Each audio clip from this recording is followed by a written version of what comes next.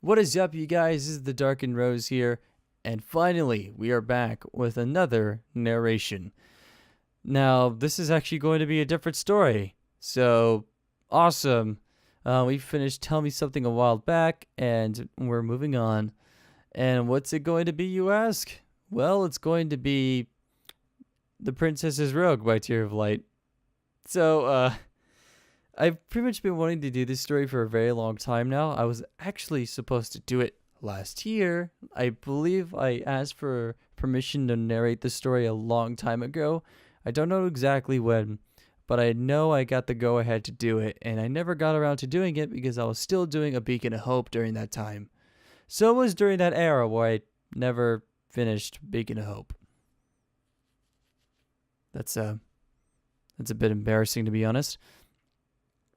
Anyways, it's all fine. We got some stories now under my belt, and now we're going to be doing another one.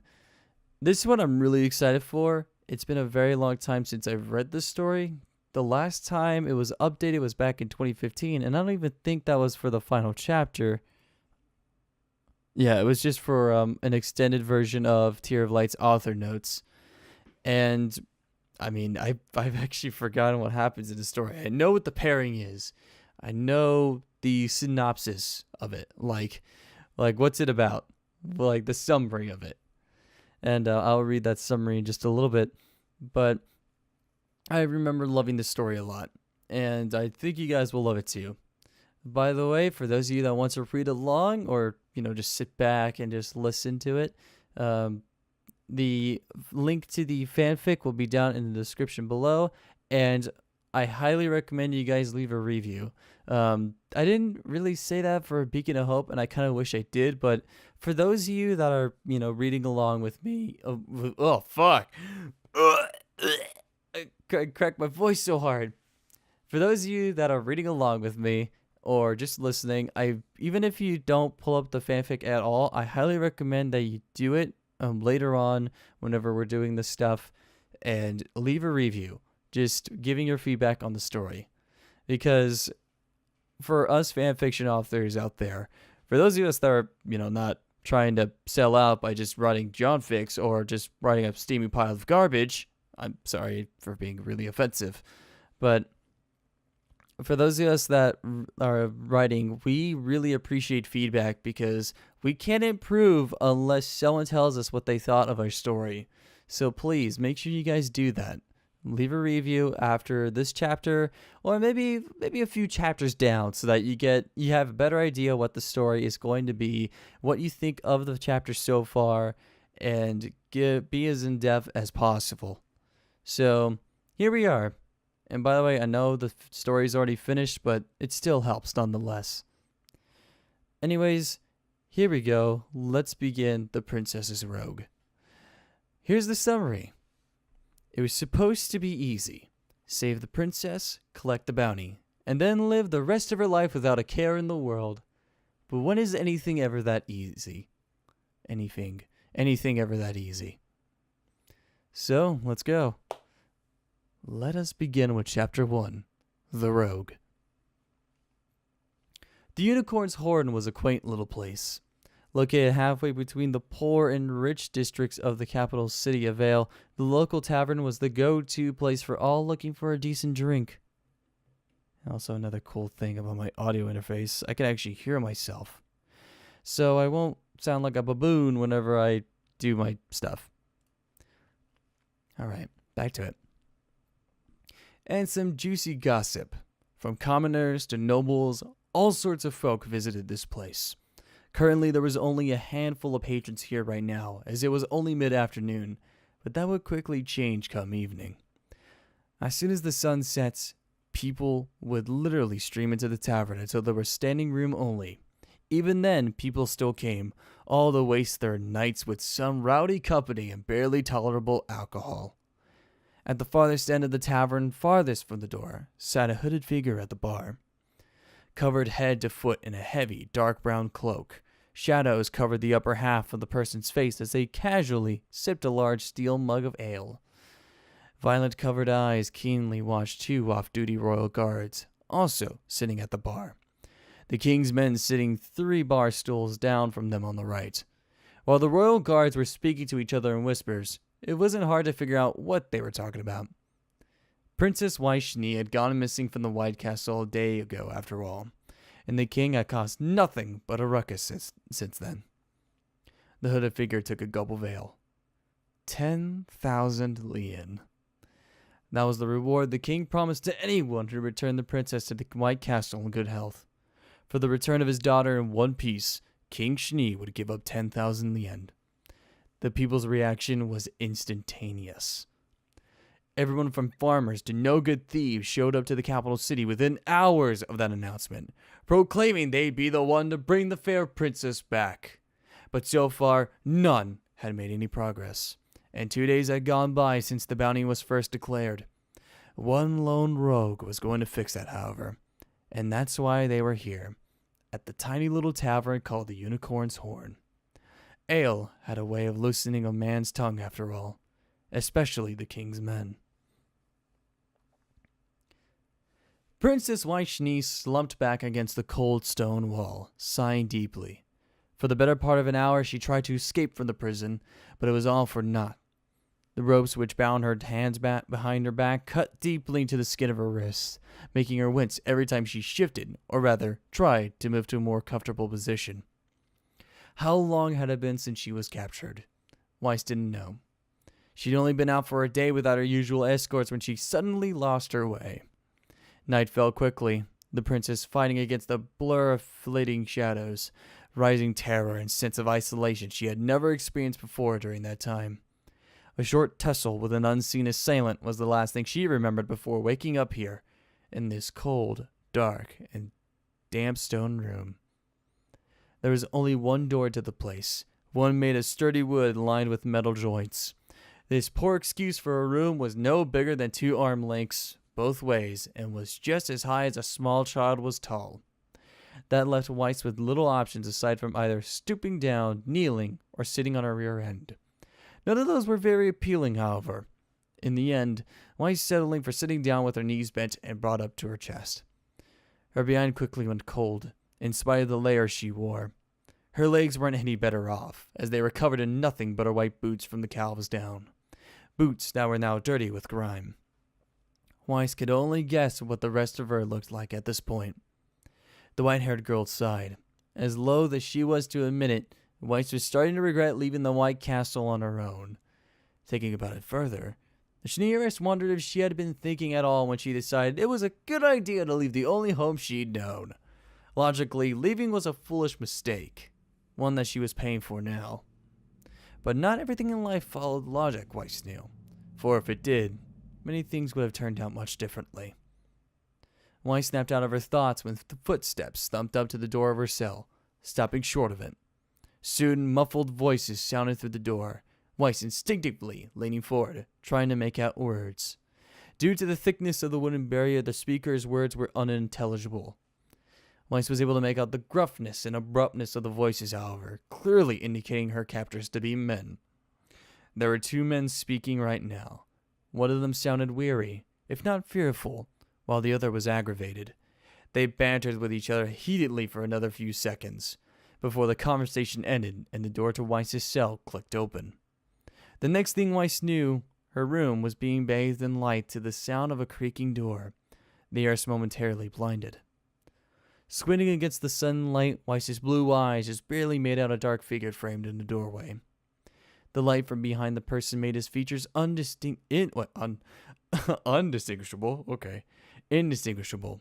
causing the Schneeress to grit her teeth. How lucky for the fool. If she had seen his face the moment she escaped from all of this, she would have had him hunted down and executed in an instant. Time to go, the man muttered, stepping forward purposefully. He drew something from his belt. Weiss's stomach dropped as the man approached her, the princess well aware of how utterly helpless she was against the brute if he wished to try something.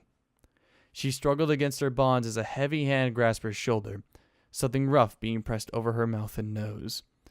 Panic immediately took to the forefront of her mind as this happened, Weiss struggling even more, whimpering. Soon terror and panic faded, Weiss feeling all of the strength leaving her body as her eyes drooped shut and everything went black.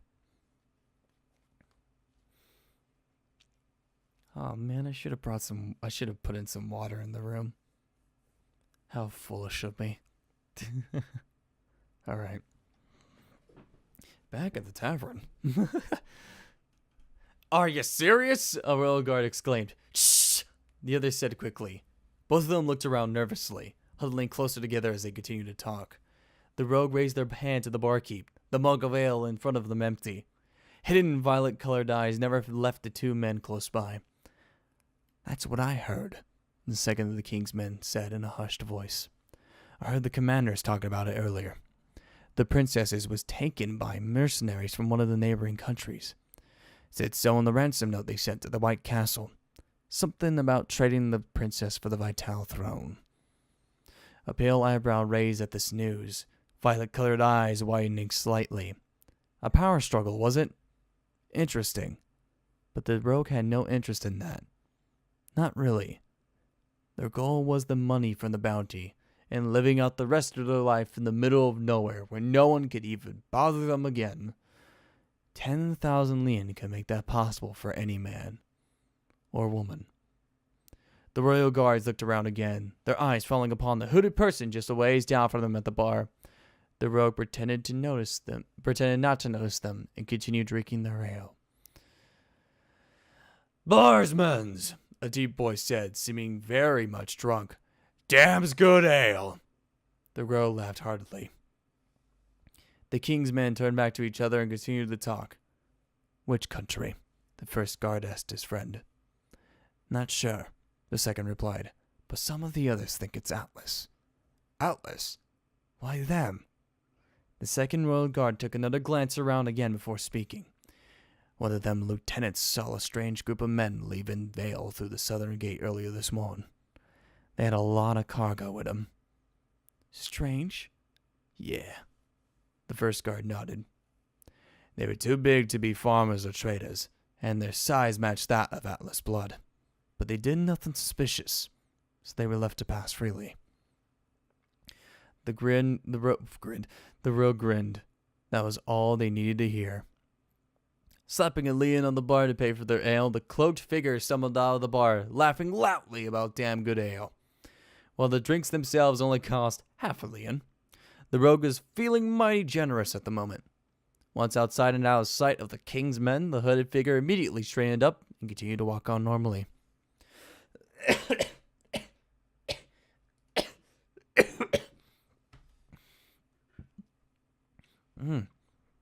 I feel myself getting immersed, man. And to be honest, it actually feels nice to have an audio interface where I can actually change the input to actually hear myself with it, so that I can see how I'm actually sounding in the recording. So maybe it might sound slightly different in the recording itself, but I have a really good idea now as to how I sound like. So hopefully that doesn't make my words jumble up as much anymore. Anyways, I need to grab some water. Back again with some bottled water. Making sure to cut some of this part so that we don't have to deal with any unnecessary pauses. Then again, I like to actually have conversations, even though this is in video form and you guys are listening. Anyways, for those of you listening, how is everyone doing today? Hopefully you're all doing well. If not, hopefully this narration is helping you out. Anyways, let's continue on. Why are guards so stupid? Yang asked to no one in particular. For them to have bought that drunken act, they really had to be stupid. As if a pint and a half of ale could ever get her drunk. Taking a moment to stretch, Yang chuckled to herself, pulling out a small bottle of clear liquid from one of her belt pouches. She took a swig of it before stashing the bottle away again. Yang could let her normal voice be heard after all. Not just yet. It would ruin everything if she wasn't careful. So every now and then, she drank from the voice-lowering concoction as given to her by the Shadow Cats of Forever Fall. That little potion lowered the pitch of her voice tenfold, audibly giving her the tone of a young lad whose voice just broke. Yang couldn't but chuckle when she thought of that. An errant lock of golden hair momentarily slipped out from the cover of her hood as she put the potion away. It was promptly hidden again once the voice-lowering potion was back in its place. After taking a quick glance around and pulling her cloak tighter around her body to hide her obviously feminine features, Yang turned left down the street and started whistling a casual tune. She brought up her hands to rest on the back of her cloaked head. The southern gate of Vale was a half-hour walk from here on foot. It led out of the city through the cliffs of Beacon, eventually leading travelers to the Emerald Forest. The forest itself was said to be both enchanted and haunted by many vicious creatures, though Yang wasn't sure if she believed those rumors or not. Nevertheless, it would take all of a week to pass through the forest on foot, 2 by horseback. However, if what the royal guard said was true, that the mercenaries had cargo with them, they would be even slower still. Taking a moment to change her direction, Yang rubbed her gloved hands together as she spotted a lone horse tethered to post at the front of one of the shops ahead. "Here, horsey, horsey," she muttered. And that was chapter 1. Now,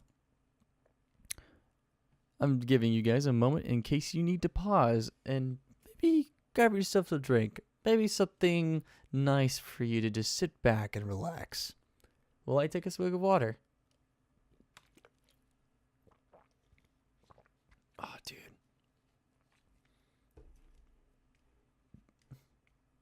A narrator and vocalist is best sort of tool.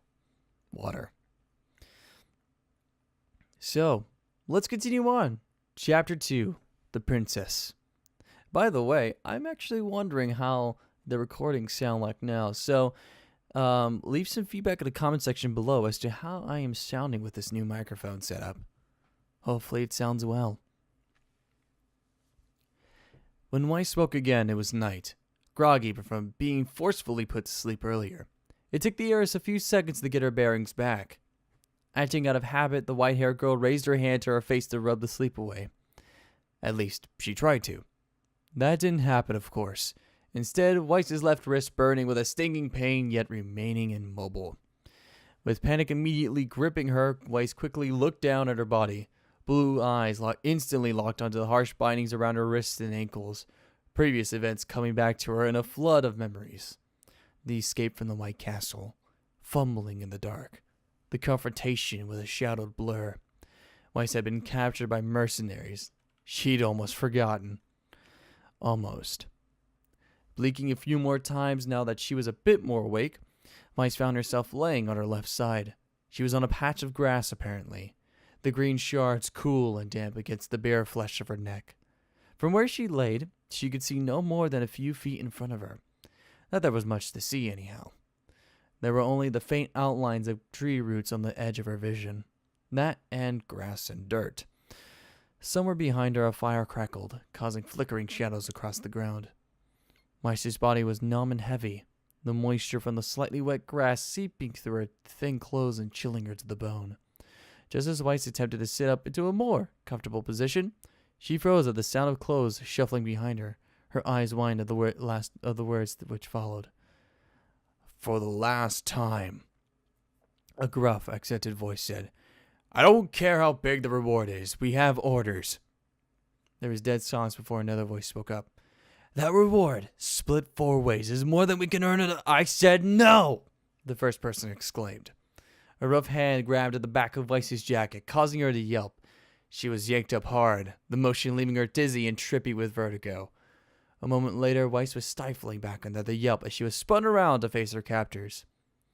Bay's camp was made in a small clearing amongst trees hundreds of feet tall and just as thick around the trunks. 3 men stood in the shadow of the nearby trees, the surrounding area eerily backlit by a low, smoldering fire. "Just think about it," spoke one of the men in front of her. The particular man was slim in stature, his head shaved with a light green mohawk on the top of it. He wore a shirt with the sleeves cut off, 2 bracers covering his arms, extending just below the elbow.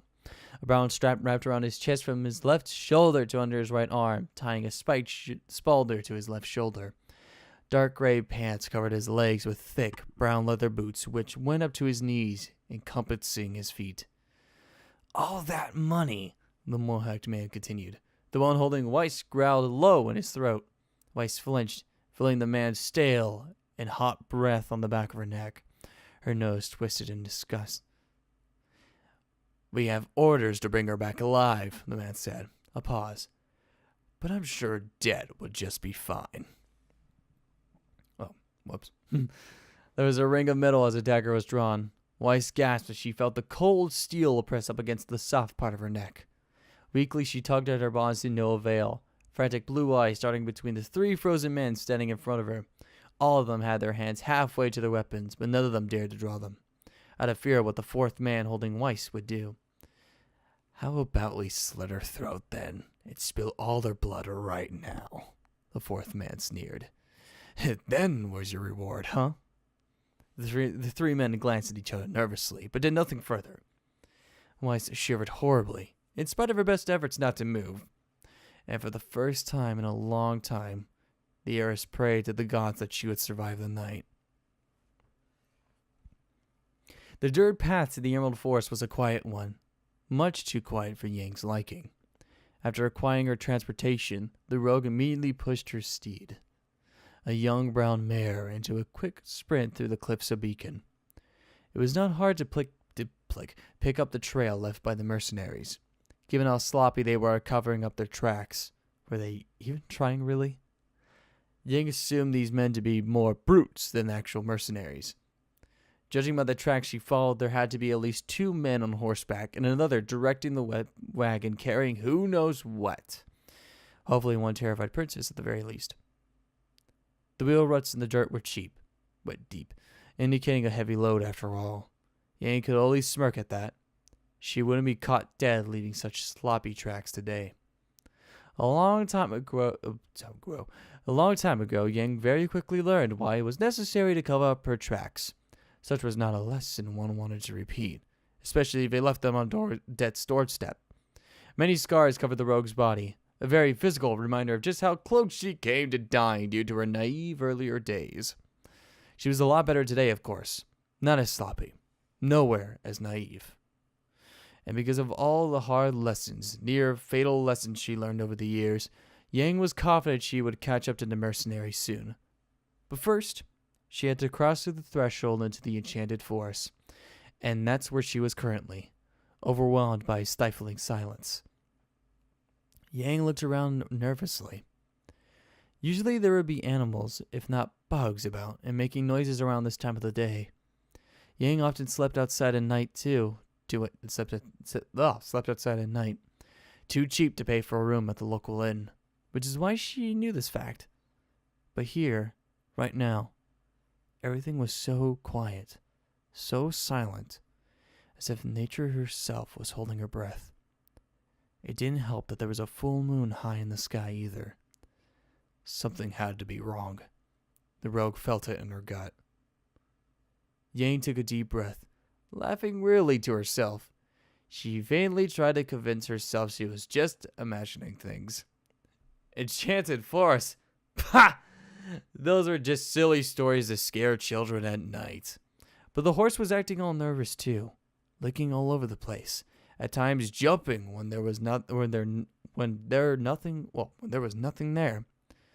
It was a bit unsettling to say the least. Animals could pick up on things that people couldn't see, and for a horse to be skittish now, that worried Yang greatly. This behavior started only after they crossed through the first trees leading into the Emerald Forest. That had to be a coincidence though, right? Before she could ponder anything else, the horse reared suddenly, tossing Yang to the ground as it whined. The frightened animal immediately scurried back the way it came, running no more than a few feet away from the rogue before a vine shot out of the ground, snaring it. Adrenaline rushed through Yang's veins, the rogue immediately jumping to her feet as she took in the sight.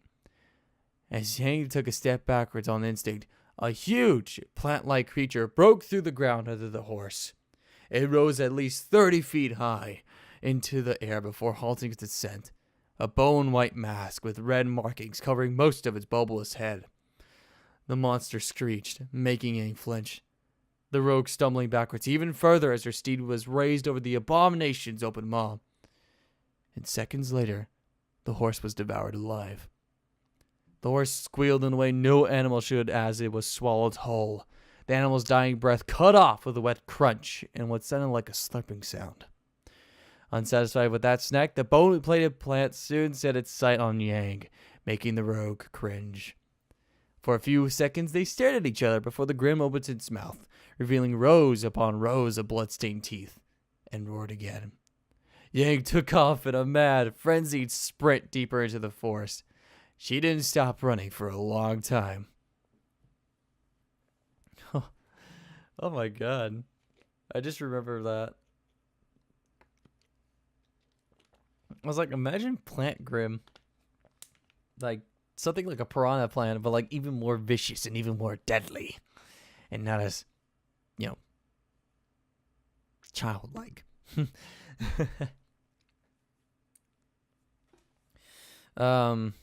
By the way, just to actually ask you guys a question before we continue with this next scene in the chapter. I wonder if any of you guys remember these characters, because they don't even show the fuck up anymore. In case anyone hasn't realized already, I'm not even gonna watch Volume 5. It just doesn't seem worth it. So, let's continue. The silence dragged on for an eternity. Or at least that's what it felt like to Weiss as her captors stared at each other fretfully.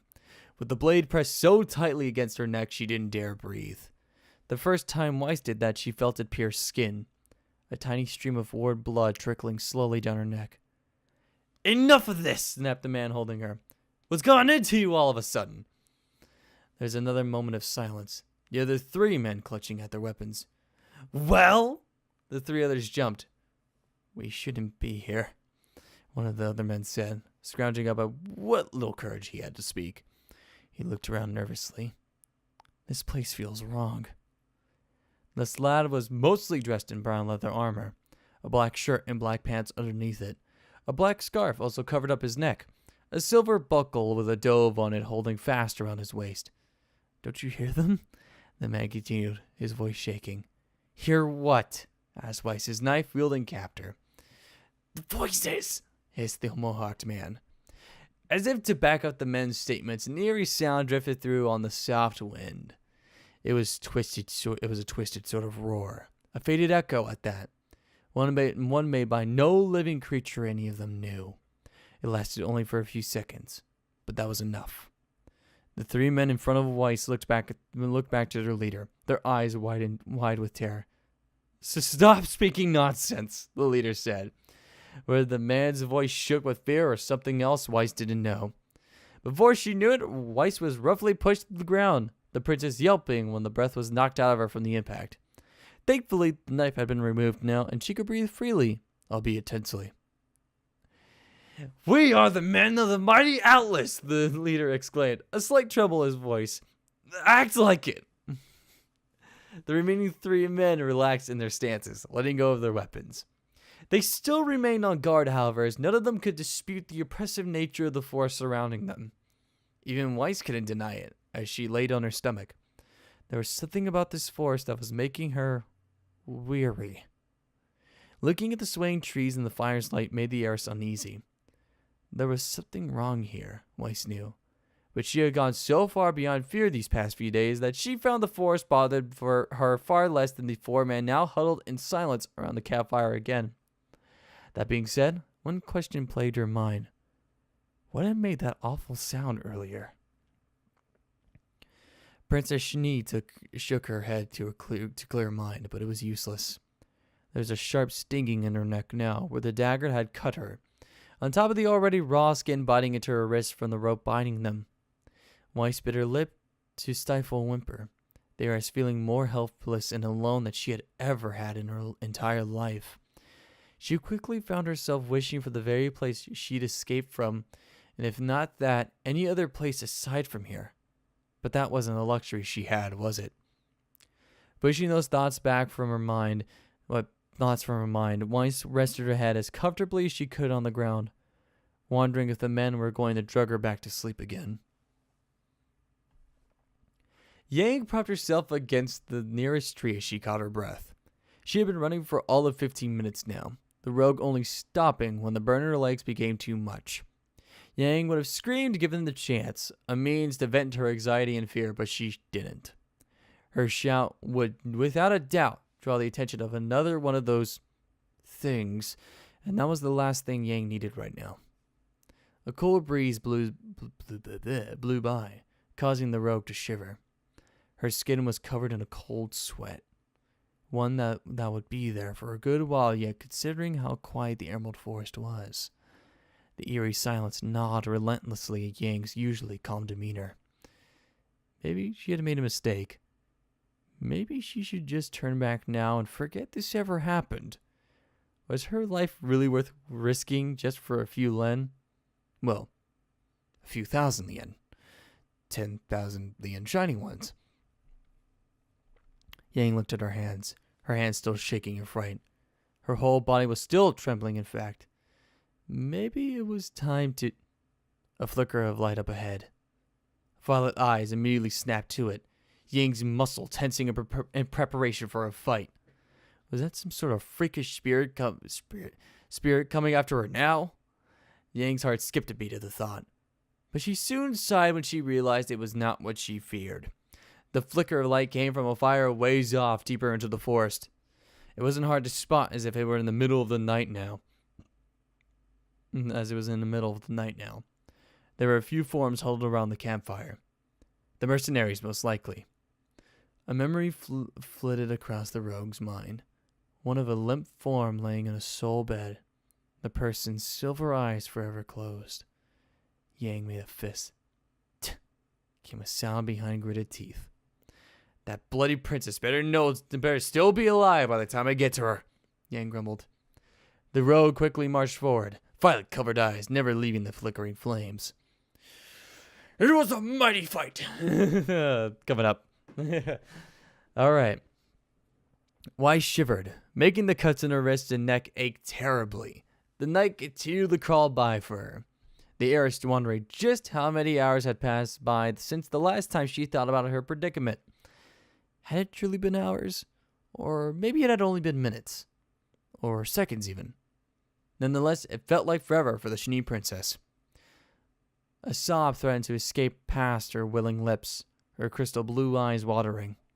Weiss forced it down, however. Well, she kept it stuck in her throat, not wanting her captors to know how scared and lonely she was feeling right now. While the sob was suppressed, her tears were not, and with no hands by which to wipe them away, they ran down her cheeks, streaking the grime that covered her face. They were the only warmth Weiss had right now. The heiress laying close enough to the fire to see light, but far enough away not to feel the heat. Gritting her teeth and shutting her eyes, Weiss did what she could to stop her body from shaking. Why am I yawning? The trembles didn't stop, no matter what she did, but she did manage to flip to her back with some effort in the end. It was no more comfortable than her previous position with her hands now trapped under her back, but at least she now had something else to look at instead of just ground, dirt, and the dimly lit grass. Weiss quickly found herself enraptured by the stars, her blue eyes almost mesmerized as they twinkled at her from above. It gave her a sense of calm, if only slightly. Weiss made sure to burn this view into her memory. Dawn would be upon them soon, and that was not a comforting thought. Dawn would mean moving again. To where? The princess had no idea. It was almost certain to involve nothing but hours of laying on the bed of a rickety cart under a moth-eating blanket which hid her away from plain sight. For the second time on this night, Weiss found her thoughts going back to the White Castle. There were so many places she wished to be right now, her former prison included, as sad as that was. Had things been under her control, she would have been, but that was not the case. Weiss blinked again as tears obscured her view of the sky, her vision blurring in water. Just about to close her eyes, a rustle in the trees above made Weiss pause. The air squinting to see if she could identify the source. None of her captors seemed to have heard it, but Weiss knew for a fact that she had. Sadly, she wasn't able to spot anything which could have made the noise, nor could Weiss imagine what woodland creature had triggered it. In the end, it mattered not. It wasn't like knowing what had made that sound would make any difference to her situation. Or so Weiss thought.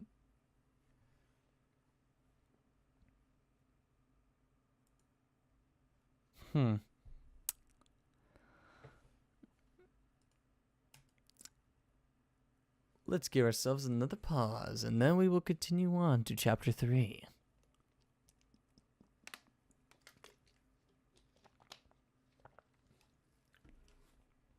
Oh, man. Oh, Jesus. All right. Here is chapter 3. Burn. I haven't heard that song in ages. I burn. The yellow trailer theme. The Yang's theme. I mean, if there's a character right now in Volume 5 that I've been told about, is that Blake's story is a bit on the floor is Mistral sort of scenario.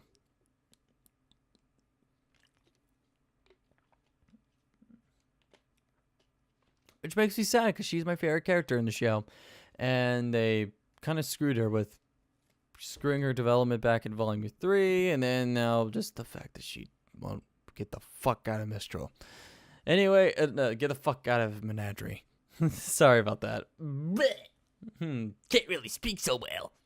Because it's 1:21 a.m. and I should be going to bed because I have work tomorrow. Or today, technically. But don't worry, I have work at 5 p.m. It's completely fine. Part-time jobs.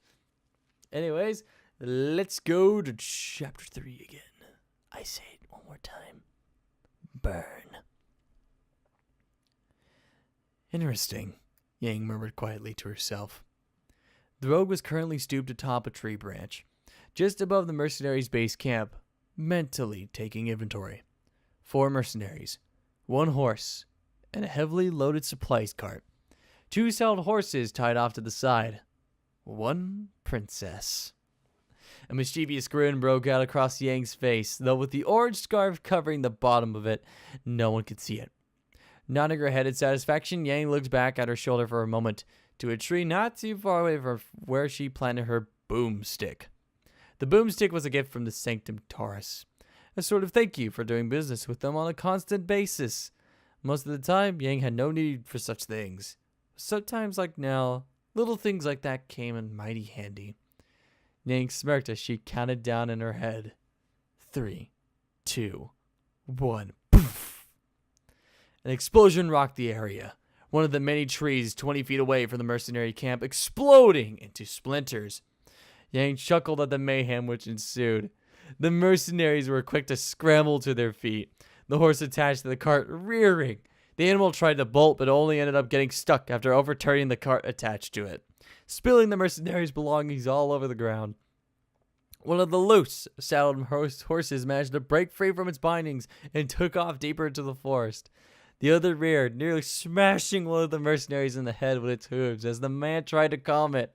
Another man went running after the escaped horse. Just when Yang thought everything was going according to plan, one of the remaining 2 mercenaries yanked the princess up against him by the hair, making her scream, bringing up a large mace in front of the girl. The last of them went to investigate the burning tree with a sword drawn. Apparently the mercenaries were not as stupid as Yang thought them to be. Stupid brute, Rogue grumbled under her breath.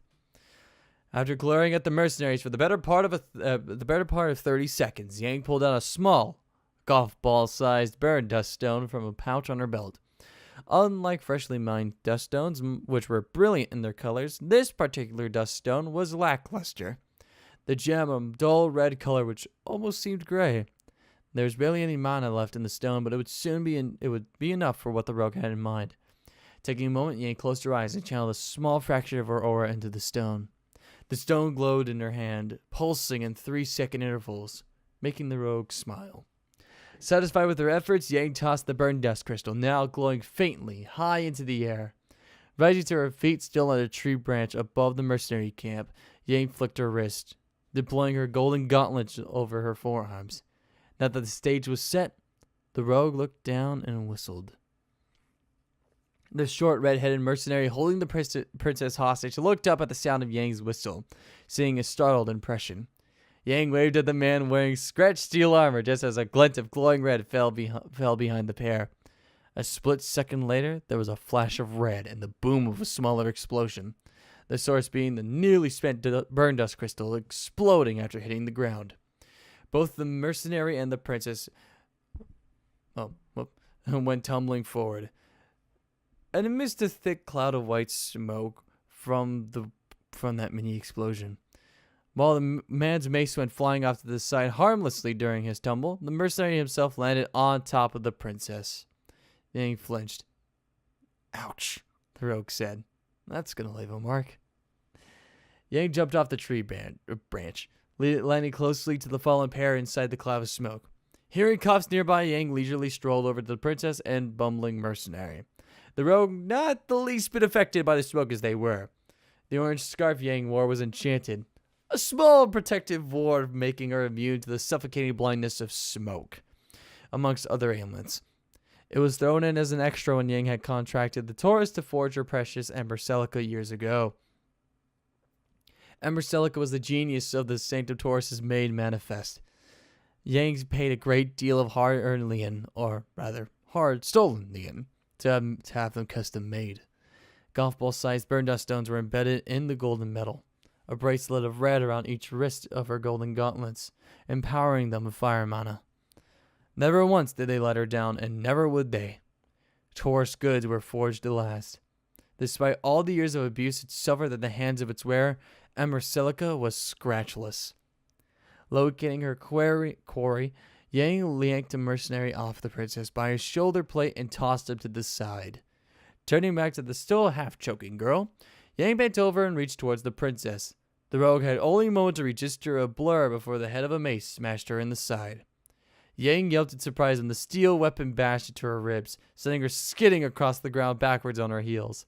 She slid to a halt 10 feet away from where she previously stood, clutching at the bruised area under her right arm. Violet-covered eyes stared at the mercenary responsible, but oh my god, had it not been for her aura, she would have been snapped into two. "Bastard!" Yang said through clenched teeth. Whether the mercenary actually saw her or had hit her through blind luck, the rogue didn't know. How he had retrieved his weapon so fast was also a question mark. That being said, Yang supposed it didn't matter in the end. He was going to be dealt with just the same. Not giving him another opportunity, Yang dashed up to the coughing man, cocked back her fist, and punched him square in the face. The mercenary fell backwards with a shout of surprise, his nose a geyser of liquid crimson. Curses left the man's mouth as he held his bloody face. The rogue quickly after kicking him where the sun didn't shine, making him writhe on the ground pitifully. With that nuisance momentarily dealt with, Yang breathlessly turned her attention back to the white-haired girl. "Time to go, princess," the rogue said in a pained voice. Yang yanked the princess to her feet by the arm, the rogue's ribs flaring painfully from that movement. Snarling as she bit her lip against the pain, Yang quickly snapped to the ropes binding the heiress's wrists and ankles with a searing blast of fire from her golden gauntlets. The princess gave a startled shout when that happened, but Yang ignored it. The girl would not be burned, the seared ropes falling to the ground before that could happen. Once her target was free, Yang pulled her in the direction of the horse and overturned cart nearby. "I hope you can walk on your own," Yang said to the princess, giving the still down mercenary a kick to the face as they passed him. "I really don't fancy carrying you all the way home." Everything happened so fast. First, there was a large explosion a ways away from the camp. Then Weiss was dragged up to her feet by her hair and pulled against the disgusting leader of the mercenaries. Then something exploded behind them, tossing Weiss to the ground on her stomach, with her captor landing on top of her. Somewhere between being crushed by the mercenaries' weight and choking on smoke from the previous explosion, the leader of the mercenaries was yanked off of her and smashed to the ground by a blur. Weiss's bindings burned away a moment later, causing her to yelp. "I hope you can walk on your own," said a voice Weiss did not recognize. I don't fancy carry you all the way home. Weiss stumbled slightly. She was pulled out of the smoke cloud, the heiress greedily sucking in air as she could finally breathe without choking. Quickly getting her wits about her, Weiss turned towards the one dragging her forward. The man, as determined by the low pitch of his voice, wore a heavy dark brown hooded cloak which covered up most of his defining features. Violet-covered eyes peered at her from under the shadow of the hood, an orange scarf covering the lower half of his face. Weiss jerked back her arm out of the man's grip. Whoa, hey!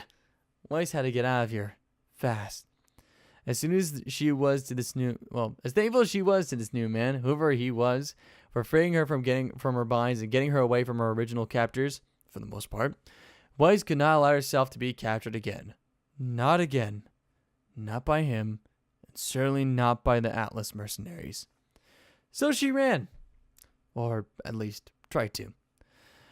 Wrenching her arm away a little too forcefully, Weiss fell to the ground in her rear after losing her balance. For reasons unknown to her, Weiss immediately sought out the man's gaze. One she found quickly and stared at for all of a second. Then Weiss broke eye contact, scrambled to her feet, and half ran, half stumbled her way towards the trees at the edge of the clearing.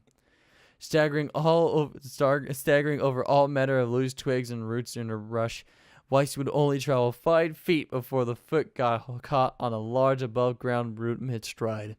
An audible crack sounded as she tumbled to the ground face first, pain immediately spiking outwards from her right ankle, going so far as up to her right knee. Weiss almost passed out from the pain, spots of white quickly peppering her vision, as she sat up to inspect her badly twisted ankle.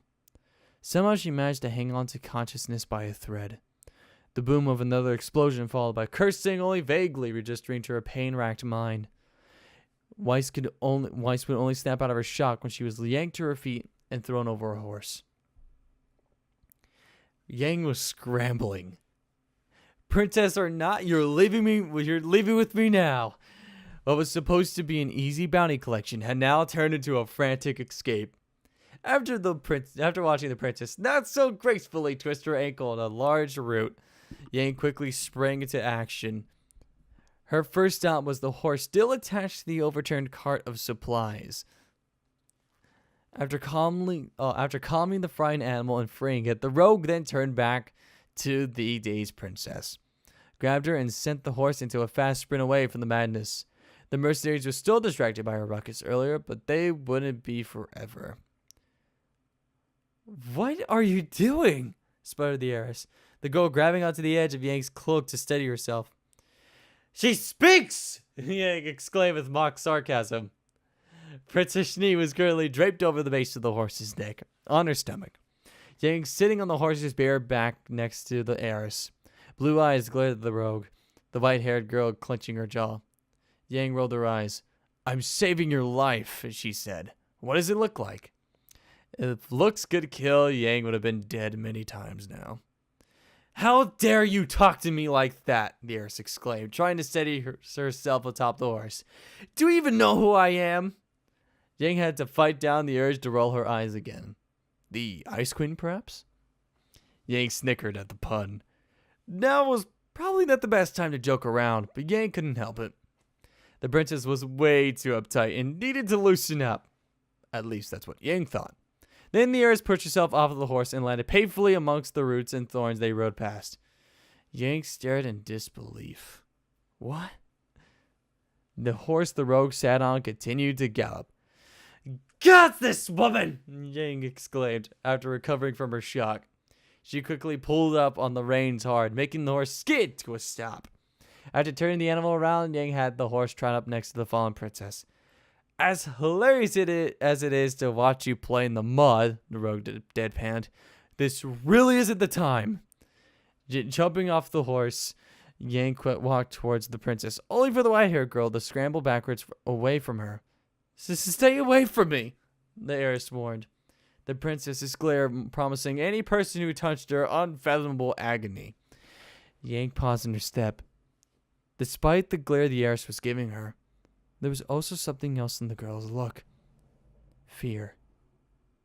Yang didn't like that look. Look, the rogue said, softening her voice a bit. Yang held up her hands, hoping to show she meant no harm.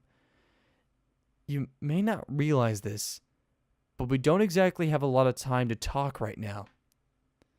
Then leave, the Princess Shni said, looking at Yang weirdly. No one is stopping you. No can do, Princess, Yang said, continuing to slowly approach the heiress. Why is that? The white-haired girl gingerly pulled herself up to her feet with the help of a nearby tree. Yang quickly noticed her favoring her right ankle, but the rogue didn't say anything. I came to get you, Yang said in response to the princess's question, and I'm not leaving without you. Princess Shini tensed. I'm not going back, the girl said after recomposing herself. Her voice was like steel and her eyes like ice. Yang narrowed. Why not? Because I'm just fine on my own, the heiress retorted. That was a complete lie, and both Yang and the Shini successor knew it. Says the princess who needed saving. I never asked you to save me, Princess Shini exclaimed, shaking with anger. She glared at Yang, breathing heavily. Before Yang could say anything, Violet eyes darted to the side of the sound of a muffled thwap. A split second later, she was tackling the heiress to the ground. An arrow whizzed by them both, piercing the air they preciously occupied when they stood. There they are! Get them! Weiss stared dazedly up at the sky. The heiress taking a few seconds to get her bearings back after having been tackled. As she did so, something whizzed by her line of sight in the air above. Weiss quickly realizing it to be an arrow. The projectile just missed the horse nearby, causing her eyes to widen.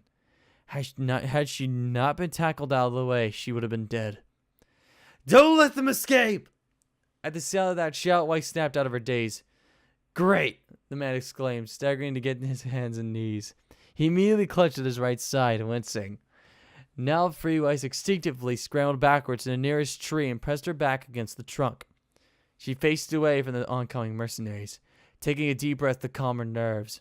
She risked a glance around the tree trunk just as her supposed savior got to his feet and took a few swaying steps towards the mercenaries starting to circle them.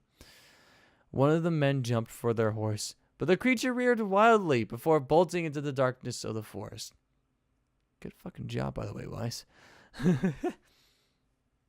Looking back at the man who saved her, Weiss caught sight of him making a fist. Violet eyes met her blue ones before the man mumbled something to himself and squared his shoulders at the mercenaries. You gentlemen are in for a treat, the man said just before reaching to his cloak. A second later, he pulled out a small vial of pale yellow liquid. Weiss looked at the vial in curiosity. This, my friends, the hooded man continued, is what will defeat you all. The small vial was held up for the mercenaries to see. Defeat us, one of the mercenaries said. It was the one with the mohawk. How would a little bottle of piss do that? All the mercenaries laughed. Weiss frowned, turning back to the hooded man. For whatever reason, he didn't look the least bit worried. In fact, he looked rather confident. Let me demonstrate for you, the man said. Bottoms up! Momentarily putting down his scarf, Weiss's saber tossed back his head and drank the vial in its entirety. Ew, he drank it, said the mercenary in brown leather armor. Once the vial ran dry, the man tossed the empty container to the side, the glass vial shattering when it hit the ground a few feet away. Weiss held her breath in anticipation. Little did she realize that so-called vial of piss was actually a shadow cat potion.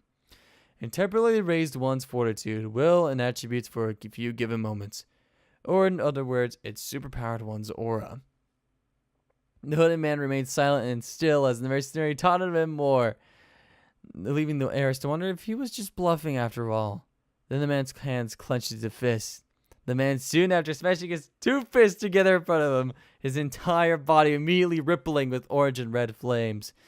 Violet eyes turned blood red. The four mercenaries gawked. So did Weiss. It's the Phoenix! One of the mercenaries murmured in shock. This particular mercenary had long blue hair with matching blue eyes. His garb consisted of a black shirt and pants covered up by dull gray armor. Oh? Phoenix said, clearly amused by the mercenaries' expressions of shock and horror. So you know who I am. That'll make things easier then. Without warning, the Phoenix took off like a bolt of lightning, rushing at the closest mercenary nearest Weiss. What the? The mercenary's words were cut off by a swift and really hard kick between the legs. Phoenix falling back onto the ground, using his momentum to slide through the man's legs on his side. The moment he was clear of him, Phoenix was up and racing towards the second closest mercenary nearest Weiss, the Mohawked man. The first of his victims hit the dirt seconds later, limp. The second mercenary didn't even have a chance to draw his bow before he was knocked backwards into a tree, splintering it. From Phoenix's shoulder bashed to his chest. The other two mercenaries, the one in brown leather and the leader, snapped out of their stupors at that point, drawing their weapons as Phoenix spun around to face them. Phoenix instantly positioned himself between them and Weiss. "Surprise, boys?" The flame man chuckled. "You ain't seen nothing." Oh, God damn it. God, no. "You ain't seen anything yet." Both mercenaries charged at Phoenix, screaming. The man stood his ground motionless as they did so, not moving until they were within 2 arm lengths from him. Taking off like a bullet, a split second before he collided with them, Phoenix leapt high into the air, getting an extra aerial boost from 2 fireballs shot at the ground from his fist. The mercenaries swung at him with all their might, with a mace and a sword narrowly missing his body by inches. Flipping through the air and diving between the now off-balance mercenaries, Phoenix grabbed at the back of their collars as he stumbled past him, throwing his full weight forwards as he did so. The men were quickly yanked backwards off their feet, the rogue using his momentum and boosted strength to slam them down back first into the ground hard. Their bodies... Oh my God, hold on. Oh fuck. Their bodies cratering the ground underneath them. Phoenix touched down on the ground a second later. "What did I tell you, boys?" Phoenix said, giving the 2 down mercenaries a slight kick in the sides. They didn't move. "You should have listened." Weiss sat back against the tree again, her mind whirling. Despite having watched it live, the white-haired girl was having trouble believing what she just saw. In a matter of minutes, the man dubbed Phoenix by the Atlas mercenaries had taken them all out without breaking a sweat. Oh, and don't forget the part about being on fire and shooting fireballs from his hands. Weiss's hands came up to her face and she shook her head. She was in so much trouble now. She just knew it. Booted footsteps came up to the tree she hid behind. "You could come on now, Print." A loud roar cut off Phoenix, making Weiss jump. While not the same as the eerie sound she had heard hours ago, it was very similar. Goosebumps raised on Weiss's arms and the back of her neck. Scrounging up all the courage she had left, Weiss dared another glance around the tree. She would regret doing that the moment she did. And sadly, even though I would love to keep this going, that's going to be it for this session of The Phoenix's Rogue, you guys. So, we're barely hitting an hour. So I hope you guys enjoyed this session of The Princess's Rogue. Oh my God, I know we're only 3 chapters in, but fuck me, I'm enjoying this story. It just feels nice to read the story again after so many years. Well, actually, it's only been it's been more than 2 years. I mean, man, it feels like what I'm experiencing, I experienced the first time with the story, surprise and shock, and I'm like, oh fuck, man, that's so cool, and no, that's so cool and shit, and I miss that a lot. I really do. Not many fanfics nowadays can just get me in this giddy mood after reading it for a second. Well, after starting to read it for a second time. So it feels awesome to be narrating the story. I thank you once again, Tear of Light, for giving me permission to narrate this story, even though it took ages to get around to reading it. But I am reading it now, so that's all that matters. And I hope you guys, like I said, enjoy this session. We went through 3 chapters, and I'm going to restate again. It's a really good idea for you guys to leave feedback on the story itself on fanfiction.net. You can also leave your thoughts about the story so far in the comment section below. I would love to hear what you guys think about the story. And that's I'm pretty much going to be stating that again and again as time goes on, as we're doing these narrations. But for now, I will leave you guys. to your day or night or morning or work. If you're working right now and listening to this, you should probably get back to work if you are.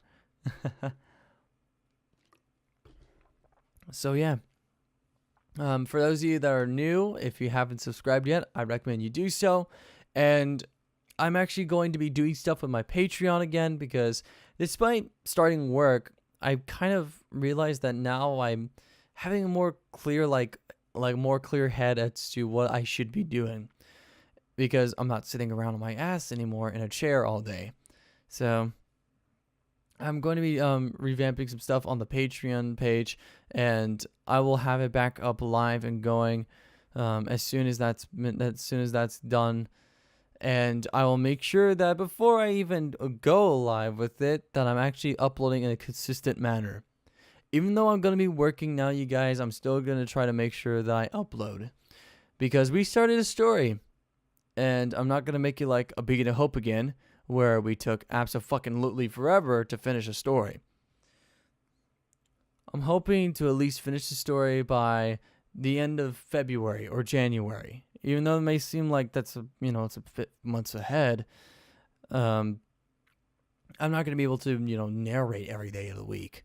Might be able to do 2 sessions, and 2 sessions a week, and most likely they'll pretty much get things done quick. As long as I do 3 to 4 chapters every time. Next session, definitely going to do 3 to 4 chapters once again. Unless the chapters are long, then it'll have to be 2. I'm trying to at least shoot for an hour with these narrations, so it isn't way too long, like it used to be. So yeah,